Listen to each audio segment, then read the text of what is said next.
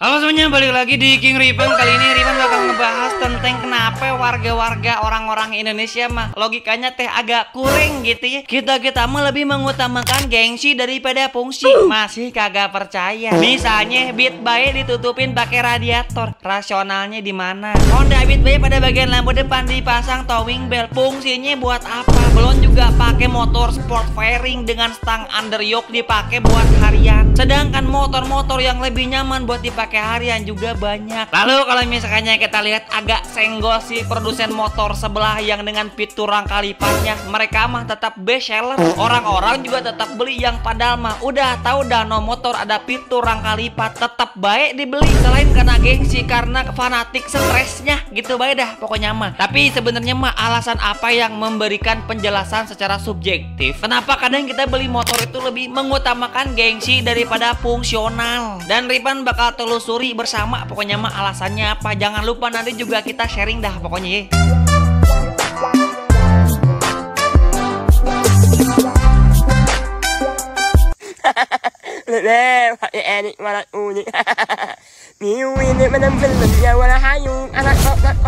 Yang pertama adalah kita lihat budaya konsumenisme dan gengsi. Di Indonesia, budaya konsumerisme telah berkembang pesat. Kepemilikan barang mewah seringkali dijadikan simbol status sosial. Bukan cuma barang mewah, barang yang kelihatan keren sebagai simbol status sosial. Lu kalau misalkannya pakai Mio Carbo berebet yang susah nyala, kagak bakal bisa ngebonceng selebgram gitu baik dah pokoknya mah. Karena ya kalau misalkannya kita lihat pandangan patokannya buat lawan jenis, harus bagus-bagus motornya. Karena kalau misalkannya kita lihat sepeda motor sebagai alat transportasi yang bukan hanya sebatas alat transportasi, tapi sebagai penunjang gengsi sosial, yang dimana menjadi salah satu objek untuk menunjukkan gengsi. Lalu iklan-iklan yang emang sering menampilkan motor dengan desain mewah dan teknologi canggih emang menggambarkan pemiliknya sebagai individu sukses dan berkelas, meskipun ujung-ujungnya malah banyak utang dipinjot demi buat beli motor hedon. Apalagi beli komponen spare part hedon udah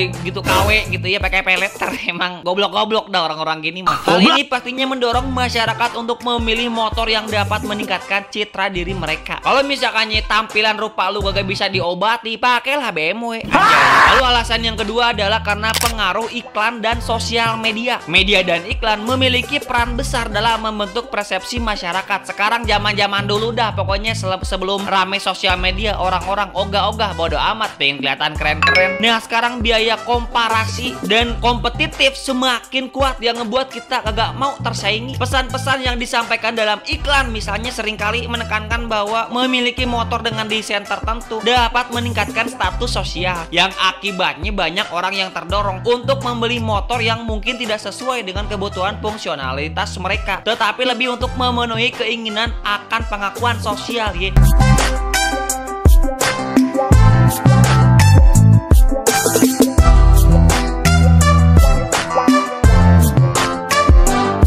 Pengakuan sosial sekarang cewek-cewek stres idiot gimana lagi yang pengen dibonceng pakai trail gitu ya, yang padahal mah joknya udah tipis bikin pantat sakit tapi nggak apa-apa. Yang penting mah kelihatan keren ama orang lain. Tapi ini mah abang-abangku tete akang-akang ya, mbak-mbak semuanya ya, emang kelihatan keren ya, kayak egrang tinggi, tapi lu nyaman sampai kagak gitu baik dah pokoknya mah dah tuh pantat, ekor pantat sampai tremor gak pengen kelihatan keren. Belum juga naik motor sport fairing yang udah dibonceng dah kayak kuyang terbang-terbang diri, yakin kagak nyaman kelihatannya juga. Dah ilah, mendingin gengsi daripada fungsi. Pegel nggak apa-apa asal kelihatan keren, katolol gitu ya. Fenomena modifikasi motor juga menjadi cerminan di hedonisme, di mana kepuasan pribadi dan penampilan menjadi prioritas utama. Nih ya, ngomongin pemilik motor yang emang rela ngeluarin biaya yang emang ya nggak besar-besar amat sih. Masih banyak orang goblok yang dimana ngeganti spare part motor ori mereka nih diganti dengan yang KW-KW, misalnya kaliper yang udah jelas ori, ter-QC diganti sama kaliper cepet gocapan di all shop. Biasanya mah sekte modifikasi yang sebelah. Ngomong-ngomong modifikasi kendaraan, mereka ngemodifikasi agar terlihat lebih menarik dan berbahaya. Cuman kelihatan menarik, fungsinya nggak ada anjay. Modifikasi yang emang seringkali tidak menambahkan fungsi tetapi lebih kepada estetika dan gengsi. Misalnya pakai bilet yang udah nyorotnya tuh kayak udah ngajak ribut user motor sebelah ini juga. Hal ini menunjukkan bahwa sebagian orang memiliki motor motor unik dan mencolok adalah cara untuk mengekspresikan diri dan meningkatkan status sosial. Ogah, pokoknya mah orang-orang punya motor yang sama kayak orang-orang lain. Pokoknya mah pengen tampil beda dengan long arm panjang 8 meter. Buset, udah kayak bisa bikin ranjang dah tuh di arm nih. Keren juga kagak, malah bikin nikung dah kayak orang gila, kayak Cikiwir Pak. Kalau misalkannya arm panjang pengen nikung ya.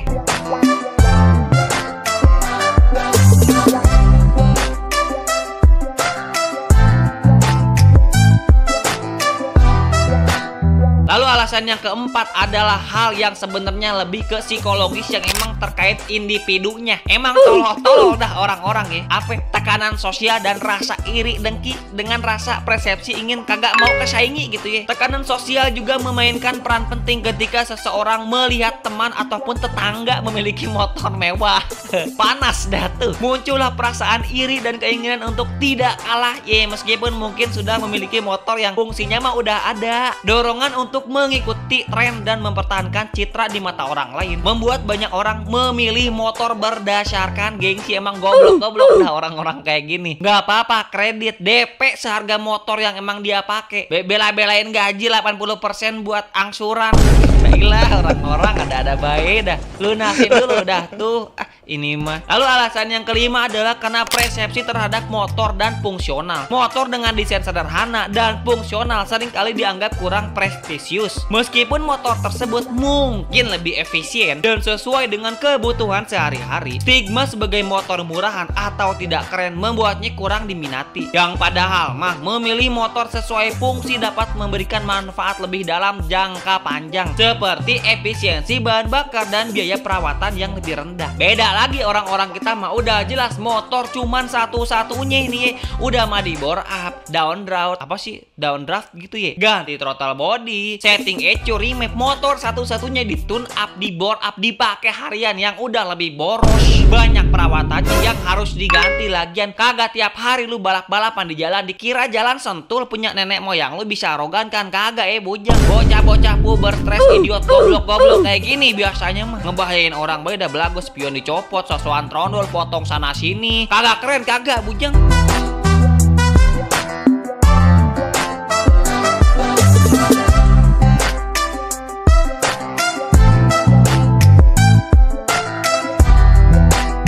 Lalu yang keenam adalah dampak finansial dan keselamatan. Mengutamakan gengsi dalam memilih motor dapat berdampak pada keuangan pribadi. Pastinya ngebelain pinjol, ngutamain apa dah, paylater gitu ya. Harga motor mewah dan biaya modifikasi yang tinggi, meskipun bela-belain pakai yang KW biar murah, kagak duitnya kagak ada, itu pun udah ngejual helm di marketplace. Terutama jika tidak sesuai dengan kemampuan finansial. Selain itu, modifikasi yang tidak sesuai standar dapat mempengaruhi keselamatan berkendara. Oleh karena itu, penting untuk mempertimbangkan aspek fungsi dalam keselamatan saat memilih motor pastinya mah. Lalu alasan yang ketujuh adalah karena pentingnya edukasi dan kesadaran. Meskipun orang-orang kita mah ya, bocah-bocah khususnya, bebal susah dikasih tahu, masuk telinga kiri keluar dari udel. Edukasi dan peningkatan kesadaran masyarakat tentang pentingnya memilih motor berdasarkan fungsi sangat diperlukan. Dengan memahami kebutuhan dan kemampuan finansial, kagak usah maksain lo sampai ngutang, serta mempertimbangkan aspek keselamatan, masyarakat dapat membuat keputusan yang bisa dibilang agak sedikit lebih bijak dalam memilih kendaraan. Apalagi lu udah berkepala 3, berkepala 4 pakai CBR, sering bener daharipan lihat di jalan. No bapak-bapak mikir sampai kagak no anaknya kejepit buset di tangki belum di belakang. Ngutamain gengsi yang kalau misalnya kelihatan juga malah kayak maksa pak. Udah bukan zaman bujangnya lagi, bukan ya. Karena kalau misalnya dilihat, hal ini tidak hanya bermanfaat bagi individu sebenarnya mah, tetapi juga bagi keselamatan dan kesejahteraan masyarakat dan secara keseluruhan. Makanya jangan ngutamain gengsi baik, apalagi udah tahu sadar diri berkeluarga. Jadi bisa dibilang ya, mengapa banyak orang Indonesia lebih mengutamakan gengsi daripada fungsi dalam memilih sepeda motor. Faktor-faktor seperti budaya konsumerisme, pengaruh iklan dan media, hedonisme, tekanan sosial, serta persepsi terhadap motor fungsional berperan besar dalam fenomena ini. Namun dengan edukasi dan peningkatan kesadaran, ya pastinya diharapkan masyarakat bisa mikir lah, kagak usah bebal meskipun kagak